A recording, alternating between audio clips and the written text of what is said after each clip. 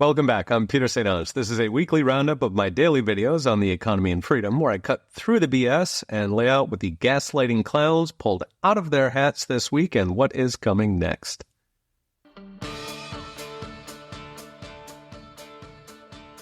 It's a, quote, tax Armageddon for blue state tax hikes as the federal gravy train dries up. They won't even fund riots anymore. Last taxpayer out, turn off the lights. Communist Zoran Mamdani looks set to win the New York mayor's race next week, unless the people of Gotham wake up. His odds on prediction market Kalshi are currently running 93%. Mamdani's proposed to hike taxes on, quote, whiter neighborhoods to pay for free buses, free government childcare, social workers to replace police, tax-funded LGBT lawsuits, and government grocery stores just like the Soviet Union. All when the city is running a $2.6 billion deficit. But New York is not alone. A parade of blue cities and states are poised to tax whiter or richer people in a $1 trillion free-for-all. California is proposing a so-called billionaire tax of 5% on their entire net worth that's supposed to raise $100 billion for Medicaid for illegals or essential state services. Now, this $100 billion is supposed to come from just 180 people who, believe it or not, know how to move to Florida. Incidentally, California ran a $68 billion deficit last year, meaning even if the billionaires did sit still for the slaughter, it would cover around about a year and a half, after which you are out of billionaires. The tax is paired with a requirement for all Californians to declare their net worth on penalty of perjury, which will come in handy when they do run out of billionaires and need to wealth tax everybody else. Meanwhile, in Chicago, the mayor wants to plug in nearly $1 billion projected deficit, that's $9,000 per Chicago household per year, with a head tax on every corporate employee. This will do wonders for Chicago's dwindling tax base, and it's paired with a 10% tax on Ubers, and a 14% so-called cloud tax on everything from ChatGPT to office workers using Microsoft Excel. Imagine the paperwork on that tax, at least until the company moves out of Chicago. There's more taxes in New Jersey, Maryland, Washington, Oregon. What's driving it all is partly an ideological hostility to white people, or rich people. It's partly vote buying, which is how socialism turns into communism. And it's partly Trump and Doge ending the federal gravy train for the NGO industrial complex, for trains and subways to nowhere, and for the green farts and Medicaid for illegals that sustain the left. So as next, the rich already pay almost all taxes in America, and certainly in blue states. The top fifth of Americans pay 87% of federal income tax. The bottom half pays just 3%. Thing is, it's easy to move headquarters or even retail between states and certainly between cities. Nearly 1 million Americans per year already move from high-tech states to low tax, led by Texas and Florida, which have no income tax. With progressives eating the rich, this giant sucking sound will turn into a vortex, leaving behind a doom loop of falling taxes, falling services, and an exodus of productive taxpayers that already consumed cities like Detroit and Baltimore and could be coming for New York, Chicago, and the entire state of California.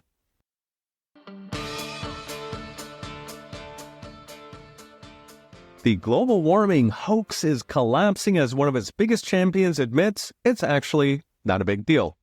Maybe we won't eat the bugs. The admission comes from warming poobah Bill Gates, who after decades trying to make cows stop farting is now calling for a, quote, strategic pivot away from, quote, doomsday views, since actually other stuff like poverty matters more. Trump gloated, quote, we just won on the climate change hoax. Cynics noted Bill Gates' incredible timing now that Microsoft needs gigawatts of power for AI data centers.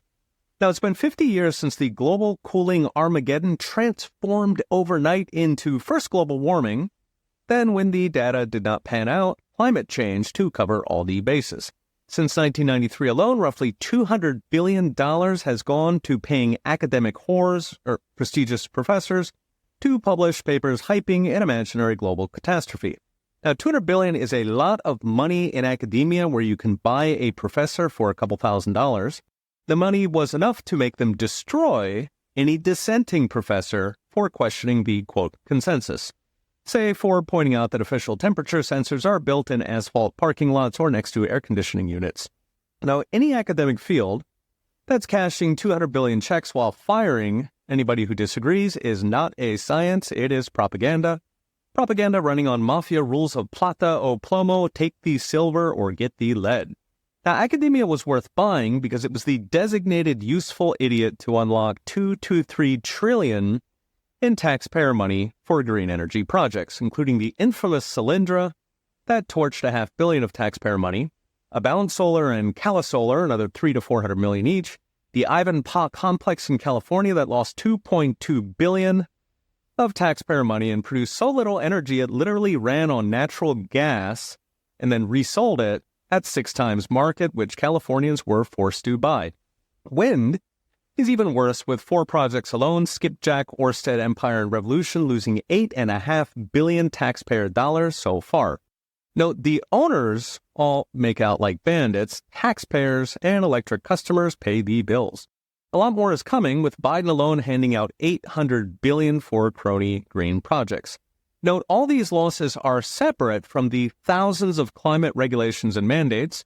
Manhattan Institute estimates climate rules add $6,000 to the cost of a car. The National Association of Manufacturers estimates climate mandates cost $17,200 per employee per year, which is a major reason companies move to China. Meanwhile, the climate itself loves carbon dioxide. It's what plants eat. In fact, actual greenhouses pump in CO2 to make the plants grow. A 2020 satellite study found Europe's forests are expanding at 1 million acres per year thanks to higher CO2. And if temperatures do eventually rise, barren tundra could feed millions. So what's next? Even with Bill Gates admitting the hoax, the climate industrial complex is far from dead. There is too much money at stake. Just last year, the UN called for $150 trillion for climate, which is just shy of $1 bazillion. Europe and Democrats and professors remain wed to a hoax that pays for their vacation homes, so we may not have won yet, but the tide is turning.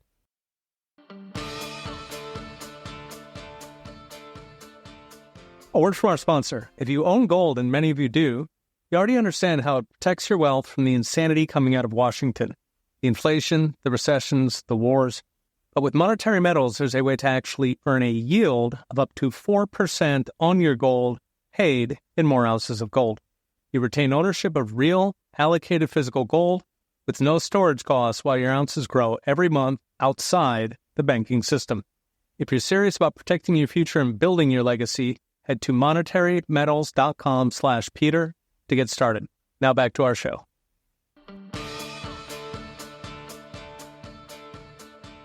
A pair of studies puts in raw numbers just how catastrophic mass migration has been for a Europe that seems hell-bent on destroying itself, in case you wonder what would happen if Biden or Cackles had won.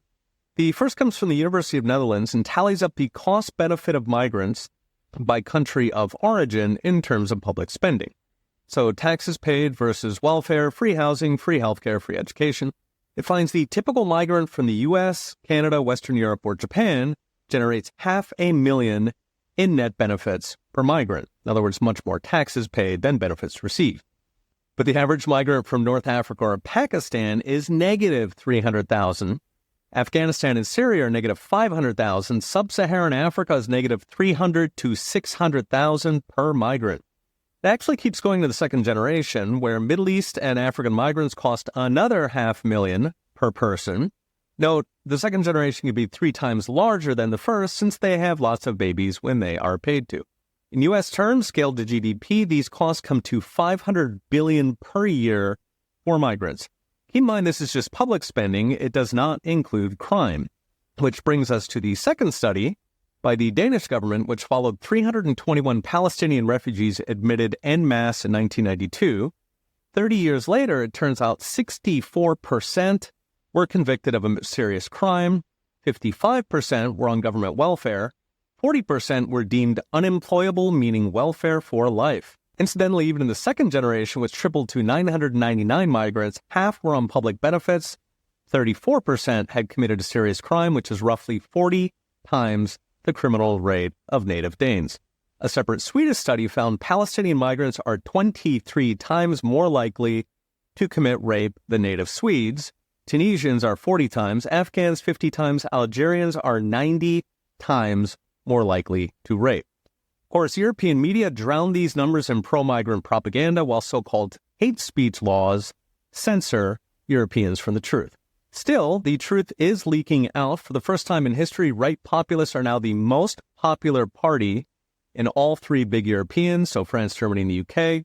Nearly a third of young Spanish men are now right populists. Germany's close behind, despite a relentless media campaign tarring populists as fascists, which carries enormous social taboo in Germany. So we can only imagine what those numbers would be without media censorship and bias. So what's next? Europe's populists will take longer to gain power, partly because of the media and censorship, partly because the populists are new to politics and will be clumsy at first, and partly because a huge share of Europeans work for government and will vote for the establishment that pays their checks. But the tide is shifting, and when populists do gain power, change will come much harder in the U.S. because Europe has far fewer checks, balances, and lawsuits than the U.S., meaning a majority government in Europe can pretty much do what it likes, even if it is populist. Europe's globalists know this, which is why they are fighting so hard to keep the truth from their own people. But the harder they fight, the longer they delay, the harder it falls.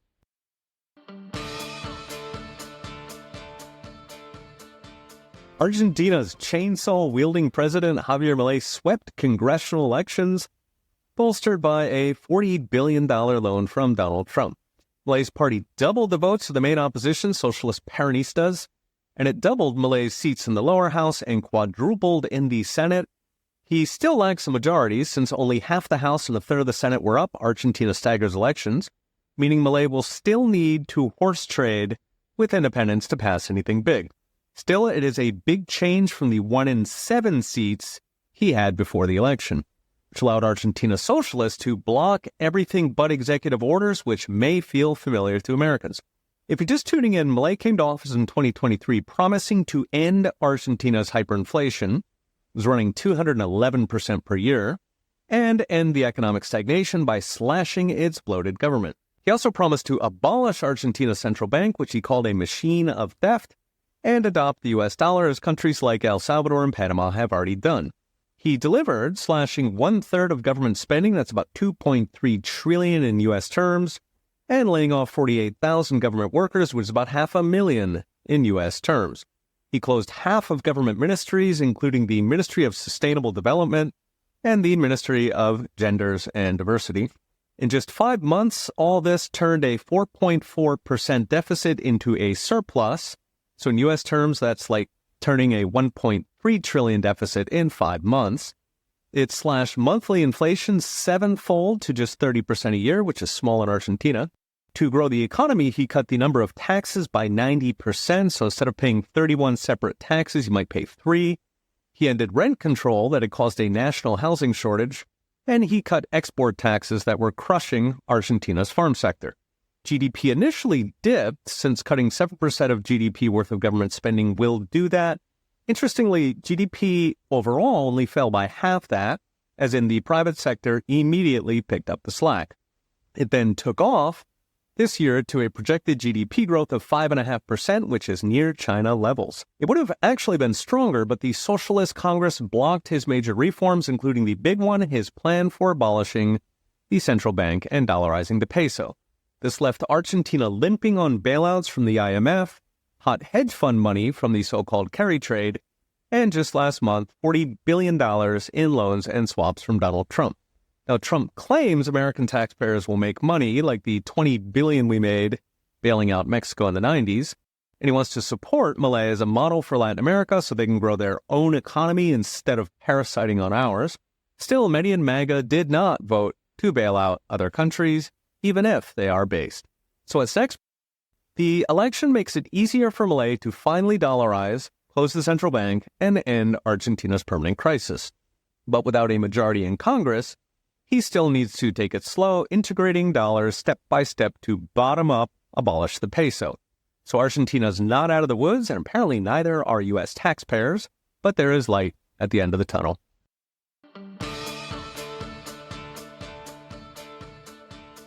A word from our sponsor. One of the best ways to secure your Bitcoin is with a hardware wallet, a physical device that lets you keep your coins offline without internet connection.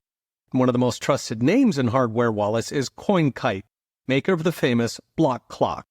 CoinKite devices are made in Canada and they're run by passionate Bitcoiners who've been at this since 2012, back when Bitcoiners were trading in person at swap meets. You can pick up hardware wallets and plenty of other goodies at coinkite.com/ProfSaintAnge. That's CoinKite.com/ProfSaintAnge. Okay, back to our show.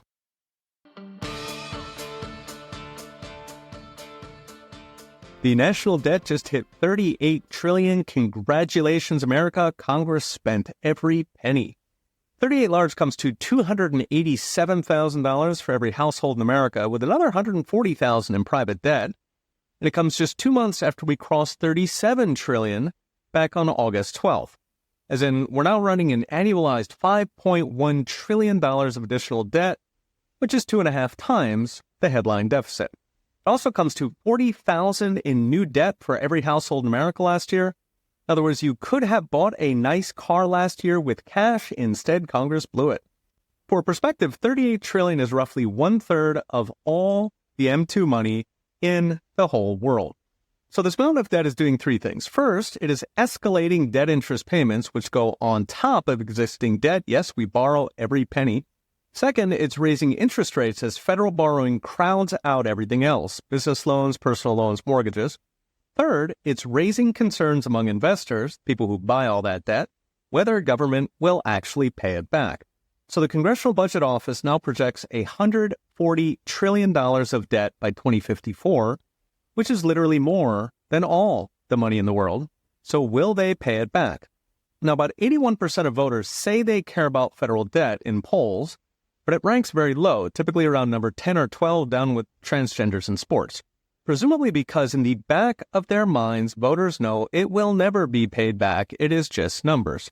But it's not just numbers to the investors who buy these bonds, including every major bank and pension fund.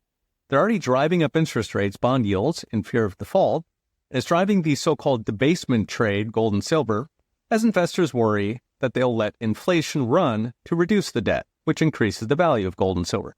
This actually happened under Biden, where he added $8 trillion in debt, but the debt to GDP ratio actually went down because of inflation. The extreme case, Weimar Germany used inflation to shrink their crippling national debt to the price of a loaf of bread. Alas, Biden crashed out before we got the loaf of bread. Even worse is a hard default, where they simply stop paying. This happens in states all the time. In 2008, California, Arizona, and Illinois paid in IOUs. New York famously did it in the 70s. It also happens in countries all the time, usually basket cases like Venezuela or Sri Lanka, but also in rich countries when some clever politician realizes that voters enjoy stiffing Wall Street and China, who own the debt. It's exactly what happened in Greece in 2012, where the prime minister decided to stiff the greedy German bankers who owned Greece's foreign debt. This set off a default crisis across Europe, ultimately bailed out with 30% of the GDP involved. So in U.S. terms, that's about a $6 trillion bailout. So what's next? $140 trillion by 2054 is a comic book number, but CBO says it's coming, and it will almost certainly be defaulted, whether hard or soft with inflation. The easy fixes are cut spending or balanced budget amendment, which will not happen, meaning either we fix the money and the Fed with gold, or it is a combination of periodic default and permanent inflation that will really make that gold, silver, or Bitcoin shine.